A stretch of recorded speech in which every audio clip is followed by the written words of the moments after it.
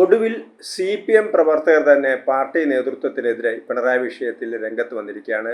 നേരത്തെ തെരഞ്ഞെടുപ്പ് തോൽവിയെ തുടർന്ന് വ്യാപകമായ തോതിൽ CPMലെ പാർട്ടി കാഡറുകൾ, പ്രത്യേകിച്ച് പാർട്ടി ജില്ലാ കമ്മിറ്റിയിലെ ആളുകൾ, ഏരിയ കമ്മിറ്റി ആളുകളൊക്കെ തന്നെ പാർട്ടി നേതൃത്വത്തിനെതിരെ രംഗത്ത് വന്നിരുന്നു. അവർ പറഞ്ഞിരുന്നത് പിണറായി വിജയൻ്റെ ധാർഷ്ട്യമാണ്, അതുപോലെ തന്നെ സ്വജനപക്ഷപാതം, ഇതൊക്കെയാണ് അഴിമതി, ഇതൊക്കെയാണ് പരാജയത്തിന് കാരണമെന്നാണ് പറഞ്ഞിരുന്നത്.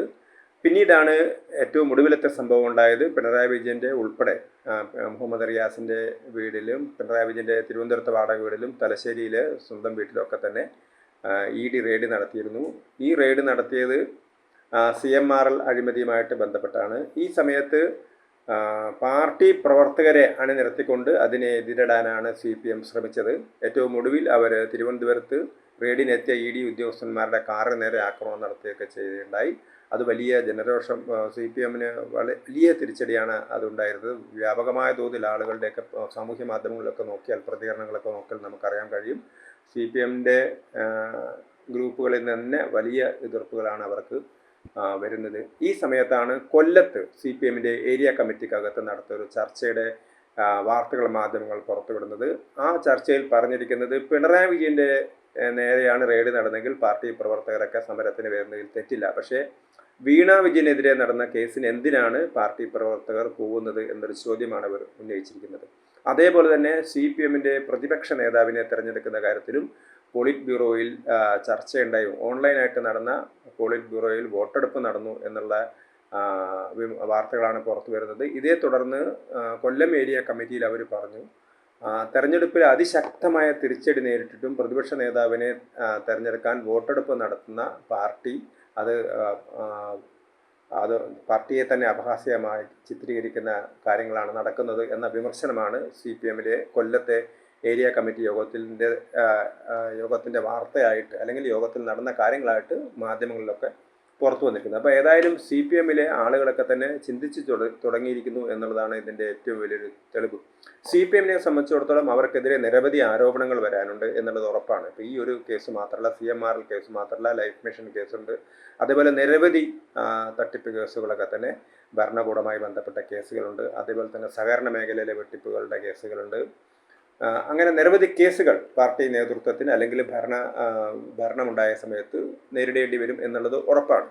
പക്ഷേ ഈ സമയത്തും CPMന് ചെയ്യാൻ കഴിയുന്നത്, കഴിഞ്ഞ ഭരണകാലത്തിൻ്റെ പ്രവർത്തനത്തിൻ്റെ പേരിൽ തിരിച്ചടി ഉണ്ടായിട്ടുണ്ടെങ്കിൽ പോലും കേരളത്തിലെ ജനങ്ങളുടെ ജനകീയ പ്രശ്നങ്ങൾ ഏറ്റെടുത്തുകൊണ്ട്, കേരളത്തിൻ്റെ വികസന പ്രശ്നങ്ങൾ ഏറ്റെടുത്തുകൊണ്ട് CPMന് സമരം ചെയ്യാനും അല്ലെങ്കിൽ ജനങ്ങളെ പ്രശ്നങ്ങൾ ഉയർത്തിപ്പിടിക്കാനും കഴിയും. ഒരു ക്രിയാത്മക പ്രതിപക്ഷമായിട്ട് അവർക്ക് പ്രവർത്തിക്കാൻ കഴിയും. കേരളത്തിലെ ഏറ്റവും ശക്തമായ അടിത്തറയുള്ള പാർട്ടിയാണ് CPM. അതുകൊണ്ട് തന്നെ ഇപ്പോൾ നമുക്കറിയാം, പുതുതായിട്ട് വന്ന VD സതീശൻ സർക്കാരിന് മുന്നോട്ട് പോകുന്നതിൽ ഒരുപാട് ബുദ്ധിമുട്ടുകളുണ്ടാവും. കാരണം കേരളത്തിൻ്റെ സാമ്പത്തിക പ്രതിസന്ധി തന്നെ വലിയൊരു പ്രശ്നത്തിലാണ്. അപ്പം അതേപോലെ തന്നെ അവർ വാഗ്ദാനം ചെയ്തിരിക്കുന്ന കാര്യങ്ങളൊക്കെ നടപ്പിലാക്കാൻ വലിയൊരു സാമ്പത്തിക ബാധ്യത വരും.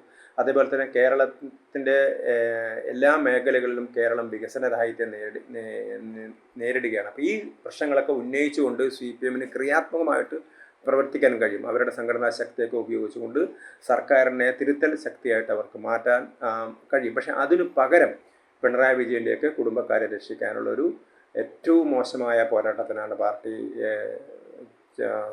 സമയം ചെലവഴിക്കുന്നത് എന്നുള്ളതാണ് ദുഃഖകരമായൊരു കാര്യം. ഇപ്പോൾ തന്നെ സംസ്ഥാന സർക്കാർ ഇപ്പോൾ പിണറായി വിജയൻ്റെ ഈ വീട്ടിൽ നടന്ന ED റെയ്ഡിനെ തുടർന്ന് ED ഉദ്യോഗസ്ഥന്മാരെ ആക്രമിച്ച കേസിൽ കർശനമായ നിലപാടെടുക്കാൻ പോവുകയാണ് എന്നാണ് പറയുന്നത്. നേരത്തെ തന്നെ വലിയ ആരോപണം ഉയർന്നിരുന്നു. കാരണം രമേശ് ചെന്നിത്തല, PK കുഞ്ഞാലിക്കുട്ടി, VD സതീശൻ, അങ്ങനെ നിരവധി ആളുകളുടെ പേരുകൾ കണക്ക് പുസ്തകത്തിലുണ്ട്, ശശിധരൻ കർത്തയുടെ കണക്ക് പുസ്തകത്തിലുണ്ട് എന്നാണ് പറയുന്നത്. അപ്പം അതുകൊണ്ട് തന്നെ ഒരു സോഫ്റ്റ് ഒരു സമീപനമാണ് CPMനോട് അല്ലെങ്കിൽ പിണറായി വിജയനോട് അവർ കാണിക്കുന്നത് ഈ വിഷയത്തിലെങ്കിലും, CMRL കേസിലെങ്കിലും. അതുകൊണ്ടാണ് മതിയായ സുരക്ഷ നൽകാതിരുന്നത് എന്ന ആരോപണമൊക്കെ, EDക്ക് മതിയായ സുരക്ഷ നൽകാതിരുന്നത് എന്ന ആരോപണമൊക്കെ ഉയർന്നിരുന്നു. ആ സമയത്ത് രമേശ് ചെന്നിത്തല പറഞ്ഞത്, EDക്കാർ പറഞ്ഞു വന്നതൊന്നും ഞങ്ങൾ അറിഞ്ഞില്ല, ഞങ്ങളെയൊന്നും അറിയിച്ചില്ല എന്നാണ് പറഞ്ഞത്. പക്ഷേ എങ്ങനെയാണ് പോലീസുകാരവിടെ എത്തിയെന്നുള്ളതിന് രമേശ് ചെന്നിത്തല മറുപടി പറയട്ടെ. അപ്പോൾ ED വന്ന വിവരം അറിയില്ലെങ്കിൽ എങ്ങനെയാണ് പോലീസുകാർ എത്തുക അവിടെ? പോലീസുകാർ എല്ലാ കേന്ദ്രങ്ങളിലും, ED റെയ്ഡ് നടന്ന എല്ലാ കേന്ദ്രങ്ങളിലും പോലീസുകാർ അവിടെ ഉണ്ടായിരുന്നു. കാരണം CPMൻ്റെ സമരം നടക്കുന്നുണ്ടായിരുന്നു. ആ വണ്ടി പുറത്തു പോകുന്ന സമയത്ത് മതിയായ സംരക്ഷണം കൊടുത്തില്ല എന്നുള്ളതാണ് പോലീസിനെതിരായിട്ടുള്ള ഒരു കുറ്റപത്രം. അല്ലെങ്കിൽ പോലീസിനെതിരായിട്ടുള്ള ആരോപിക്കപ്പെട്ട ഒരു സംഭവം. അതേപോലെ തന്നെ പ്രതികൾ നേരെ പാളയം ഏരിയ കമ്മിറ്റി ഓഫീസിലേക്ക് പോയ സമയത്ത് അതിനകത്തുള്ള പ്രതികളെ പിടിക്കാനുള്ളൊരു തൻ്റെ ഇടം കേരളത്തിലെ പോലീസ് ഉദ്യോഗസ്ഥർ അത് കാണിച്ചില്ല. അവർ CPM നേതാക്കളുടെ കാല് പിടിക്കുന്ന ഒരു രീതിയാണ് നമ്മൾ കണ്ടത്. ഇതൊക്കെ തന്നെ സംസ്ഥാനത്തെ ആഭ്യന്തര വകുപ്പിൻ്റെ ഭാഗത്തുനിന്ന് ശക്തമായ ഒരു സമീപനം എടുക്കാത്തത് കൊണ്ടാണ് എന്നുള്ളൊരു വിമർശനമാണ് ഉയർന്നത്. പക്ഷേ ഇപ്പോൾ നമുക്ക് കാണാൻ കഴിയുന്നത് കോടതിയൊക്കെ അതിശക്തമായ വിമർശനമാണ് നടത്തിയിരുന്നത്. ഇതൊരു രാജ്യത്തോടുള്ളൊരു വെല്ലുവിളിയായിട്ടാണ് ഈ ഒരു അക്രമത്തെ കോടതി കണ്ടിരിക്കുന്നത്. അതുകൊണ്ട് തന്നെ അവർക്കൊക്കെ ജാമ്യം നിഷേധിച്ചിരിക്കുന്നു.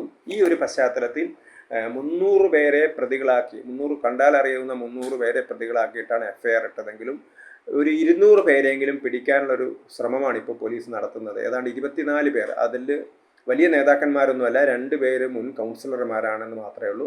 ഒരാൾ ലോക്കൽ കമ്മിറ്റി സെക്രട്ടറിയാണ്, മറ്റൊരാൾ ലോക്കൽ കമ്മിറ്റി അംഗമാണ്. അങ്ങനെയുള്ള ആളുകൾ മാത്രമാണുള്ളത്. ബാക്കിയൊക്കെ സാധാരണ പ്രവർത്തകരാണ്. അപ്പം ഏതാണ്ട് ഒരു 200 പ്രവർത്തകരെങ്കിലും തിരുവനന്തപുരത്ത് അടിക്കാനും പിടിക്കാനും സമരം ചെയ്യാനൊക്കെ പോകുന്ന ആളുകൾ 200 പേരെ അകത്താക്കുകയാണെങ്കിൽ പാർട്ടിക്ക് അത് വലിയൊരു തിരിച്ചടിയാവും എന്നുറപ്പാണ്. ഒരു പക്ഷേ CPMൻ്റെ പ്രമുഖരായ നേതാക്കന്മാരൊക്കെ തന്നെ, കാരണം പോലീസിന് വേണമെങ്കിൽ ഈ ഒരു അക്രമത്തെ പ്രോത്സാഹിപ്പിച്ചു അല്ലെങ്കിൽ അവരെ പ്രേരിപ്പിച്ചു എന്നുള്ള കുറ്റത്തിന് അവർക്കെതിരെ കേസെടുക്കാൻ പറ്റും. കാരണം ഇപ്പോൾ തന്നെ വലിയ കുറ്റമാണ് CPM ചെയ്തിരിക്കുന്നത്. കാരണം ഈ ഒരു EDയുടെ വണ്ടി ഓടിച്ചിരുന്ന ആ ഡ്രൈവറെ തങ്ങൾ പോയി ബന്ധപ്പെട്ടു, ആശ്വസിപ്പിച്ചു എന്നൊക്കെ CPM നേതാക്കൾ പറയുന്നുണ്ട്. അപ്പോൾ അതിൻ്റെ അർത്ഥം ഡ്രൈവറെ അവർ പോയി കണ്ടു എന്നാണ്. അപ്പോൾ ഈ ഒരു സംഭവത്തിൽ ഏറ്റവും പ്രധാനപ്പെട്ട സാക്ഷിയാണ് ഡ്രൈവർ. അപ്പം ഈ സാക്ഷിയെ സ്വാധീനിക്കാൻ ശ്രമിച്ചു എന്ന് പറഞ്ഞാൽ കേസ് അട്ടിമറിക്കാൻ ശ്രമിച്ചു എന്ന് തന്നെയാണ്. അപ്പോൾ അങ്ങനെ ഒരു CPMൻ്റെ ജില്ലാ സെക്രട്ടറിയുടെ ചുമതലയുള്ള MP രാജ്യസഭാംഗം A റഹീമാണ് ഈ കാര്യം പറഞ്ഞത്. അതേപോലെ തന്നെ മറ്റ് പ്രതികളെ കൂടി പിടിക്കാനുള്ളൊരു ശ്രമമാണ് പോലീസ് നടത്തുന്നത്. അങ്ങനെ വരുന്ന സമയത്ത് CPM പൂർണ്ണമായിട്ടും അവരെ ഒറ്റപ്പെടും. അതുകൊണ്ട് തന്നെ ഇത്തരത്തിൽ ഇനി ഇങ്ങനെയുള്ള സംഭവങ്ങൾക്ക് പോകുന്നതിന് പകരം, കാരണം പിണറായി വിജയനുമായിട്ട് യാതൊരു ബന്ധമില്ലാത്തൊരു കേസാണിത്. നേരത്തെ തന്നെ കോടിയേരി ബാലകൃഷ്ണൻ്റെ വീട്ടിൽ റെയ്ഡ് ചെയ്ത സമയത്തൊക്കെ നിയമത്തിൻ്റെ വഴിക്ക് പോകട്ടെ എന്നാണ് അവർ പറഞ്ഞത്. അതേപോലെ തന്നെ അങ്ങനെ ഒരു നിലപാട് CPMനും സ്വീകരിക്കാമായിരുന്നു. വേണമെങ്കിൽ വേറെ പേരിലൊരു പ്രൊട്ടസ്റ്റൊക്കെ നടത്തും എന്നല്ലാതെ EDയെ തടയാൻ പോവുക, ED ഉദ്യോഗസ്ഥരെ കൈകാര്യം ചെയ്യാൻ പോവുക എന്ന് വന്നതോടുകൂടി തന്നെ CPM ഒരു അഴിമതിക്കാരുടെ പാർട്ടിയാണെന്നും ആ അഴിമതിയുടെ ഗുണം പറ്റിയ നേതാക്കന്മാർക്ക് സംരക്ഷണം നൽകുകയാണ് പാർട്ടി ചെയ്യുന്നതും എന്നുള്ളൊരു ആരോപണം ഉയർന്നു വന്നിരിക്കുന്നു.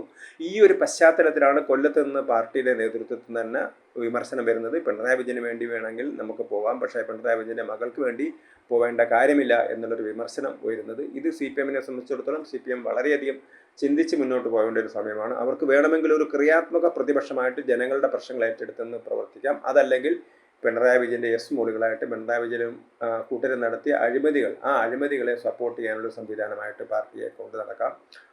പക്ഷേ അത് ദീർഘകാലം മുന്നോട്ട് കൊണ്ടുപോകാൻ കഴിയില്ല. കാരണം EDയെ ഒന്നും അങ്ങനെ നിങ്ങളുടെ നിലക്ക് നിർത്താൻ പറ്റില്ല എന്നുള്ളത് ഉറപ്പാണ്. അതിശക്തമായ കേസാണ് വരാൻ പോകുന്നത്. കുറ്റം ചെയ്ത ആളുകളൊക്കെ തന്നെ പിടിക്കപ്പെടും. കാരണം ഈ കേസ് തടഞ്ഞു നിർത്താനുള്ള നിരവധി ശ്രമങ്ങൾ നിയമ വിദഗ്ധരുടെ ഭാഗത്ത് അവരുടെയൊക്കെ സഹായത്തോടുകൂടി CPM ചെയ്തിട്ടുണ്ട്. ഇന്ത്യയിൽ കിട്ടാവുന്ന ഏറ്റവും മികച്ച അഡ്വക്കേറ്റുമാരെയൊക്കെ വെച്ചിട്ടാണ് ബാംഗ്ലൂർ ഹൈക്കോടതിയിലാണെങ്കിലും ഡൽഹി ഹൈക്കോടതിയിലാണെങ്കിലും കേരള ഹൈക്കോടതിയിലാണെങ്കിലൊക്കെ തന്നെ നിരവധി കേസുകൾ നടത്തുകയും അന്വേഷണം തടയാൻ ശ്രമിക്കുകയും ചെയ്തത്. പക്ഷേ അതൊന്നും വിജയിച്ചില്ല. അതിൻ്റെ അർത്ഥം വരും നാളുകളിൽ CPM പ്രതിക്കൂട്ടിലാവും എന്ന് തന്നെയാണ്. അതുകൊണ്ട് പ്രതിക്കൂട്ടിലായ നേതൃത്വത്തെ തള്ളിപ്പറഞ്ഞുകൊണ്ട്, അല്ലെങ്കിൽ നിയമത്തിൻ്റെ വഴിക്ക് പോട്ടെ എന്ന് നേരത്തെ പറഞ്ഞുകൊണ്ട് സാധാരണക്കാരുടെ പ്രശ്നങ്ങൾ ഏറ്റെടുത്തുകൊണ്ട് മുന്നോട്ട് പോവുകയാണ് CPMന് അഭികാമ്യം. അല്ലാതെ വീണ്ടും പിണറായിയെ സംരക്ഷിക്കാൻ പോവുകയാണെങ്കിൽ വീണ്ടും CPM കേരളത്തിലെ ജനങ്ങളുടെ മനസ്സിൽ നിന്ന് ഒറ്റപ്പെടുകയാണ് ചെയ്യുക.